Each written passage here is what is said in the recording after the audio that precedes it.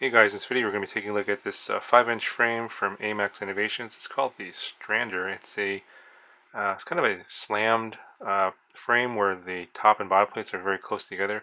And you can kind of see here some of the standoffs here are really short. But before I started to put the frame together, I just wanted to grab everything out of the bag and just show you guys what it looks like. There was like one larger bag, and this is everything that came in it, and all of the individual pieces are all nice and separated. So this is, I guess, a step up from the typical frames you get from Banggood or Real ACC, where everything's just kind of thrown into one bag and everything's kind of rubbing up against each other. It looks like this is fairly clean. And I guess this is the main bottom plate here. And so the camera will focus, and you can see the retaining nuts here that goes into the carbon. It's going to hold the structure together. And the carbon looks well cut, pretty clean cut too. No complaints about that, and everything feels fairly smooth. You can see there's a large cutout here in the bottom plate. That's where the camera is going to kind of protrude underneath, and when I put this together you'll see that.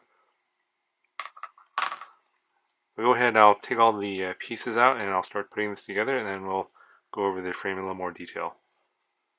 Okay, so there's no instructions. I thought providing a little bit of guidance here in terms of how to put this together would be helpful for some of you guys.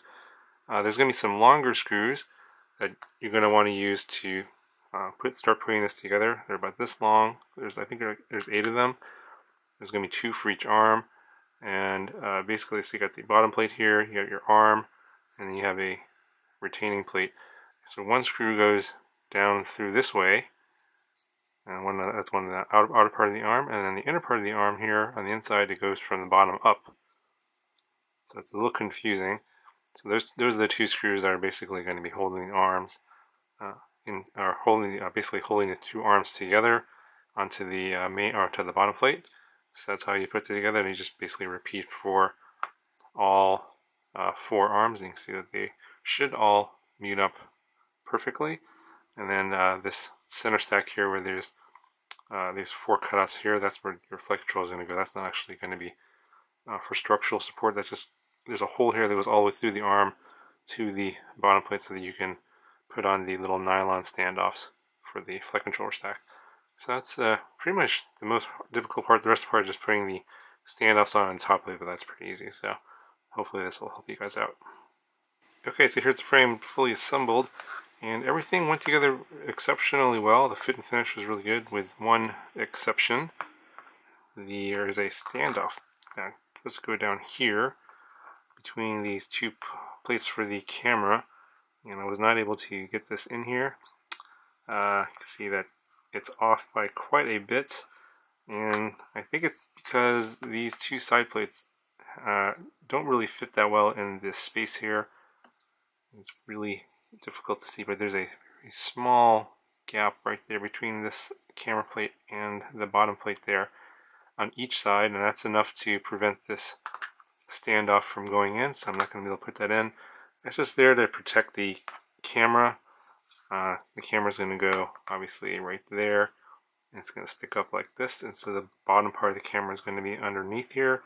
Not really sure how necessary that is to protect the camera itself from anything coming up from underneath. That's what that standoff's there for, is to prevent anything from coming up and hitting the camera from the bottom. Probably I'm not going to use it anyway. I'm probably going to use some like a TPU mount here attached to the sides here of these 2 front standoffs, and put like a little micro camera in here instead. That's what I was kind of planning on doing anyway. And you can see here, not a whole lot of space here between the bottom and top plates. That's why they call this a slammed frame. So let's go ahead and measure this. I believe it's like 20. Yeah, it's about 20 millimeters, so yeah, not a whole lot of space there. And let's get some other measurements here. The arms are 4 millimeters. That's about right. The top plate's coming in at about 2 millimeters. And same with the bottom plate. And we'll get a weight measurement of the frame. Coming in at about 108 grams. Okay, so we'll just take a closer look at the frame here. I think overall it looks pretty nice. I like the silver screws instead of the normal, the black ones that come in the kits here. It makes it look a little bit nicer. I like the fact that they're using these retaining nuts here instead of actual nuts like the bigger ones. They're actually embedded into the carbon. That makes it lighter, and there's actually less parts. And actually, I think it's stronger as well. So you have these 4 on the outside and 4 on the inside and the other side there. And I think that they're going for a little bit lighter frame here with these cutouts here, so that you just, instead of mounting a longer screw going through multiple layers of carbon to the flight controller stack, which doesn't support any structural support anyway, they just lighten that up by cutting some holes out there. And you got a bunch of cutouts, little holes here for zip ties all over the place. It's kind of nice. Obviously, you got a top-mounted battery here. You got your battery straps here. Don't think a bottom mounting would work out so well. If you might be able to get some zip tie holes here for the bottom here for your video transmitter or receiver. The cutouts on the motor mounts are pretty nice. I think it gives you a wide range of different motor sizes that you can put into this one. So overall, the frame looks pretty nice. Not sure if I'm going to be building it out because it's going to require some, I guess, some planning in terms of parts for this very limited space here. I think you're going to be limited to about 2 boards. So I'm thinking some sort of an all-in-one PDB plus flight controller, and then obviously put some ESCs on the arms here. And then you'll have like maybe one extra board there. You could maybe use that for a video transmitter, or maybe a run cam split might be an option as well.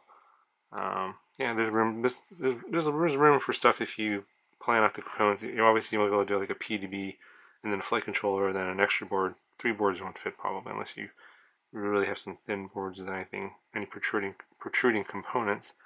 So I'm thinking, you know, not a 4-in AC, but like a PDB with flight controller combo plus ECs on the arms would probably be the way to go in terms of building this out. So what do you guys think of this frame? Let me know in the comments below if you want to see this one built or if you want to see some other ones built. Obviously I got more frames coming, so plenty to choose from. I'm only going to have so much time to build so many things, so the more comments the better. And obviously I am paying attention to those comments, and I've seen some from previous videos, so I've made a note of those. And so if you guys have made a lot of comments on certain frames, then I will probably make that happen. So do leave me comments. Anyway, guys, hope you found this video helpful. Let me know if you have any questions, and I'll talk to you guys in the next video.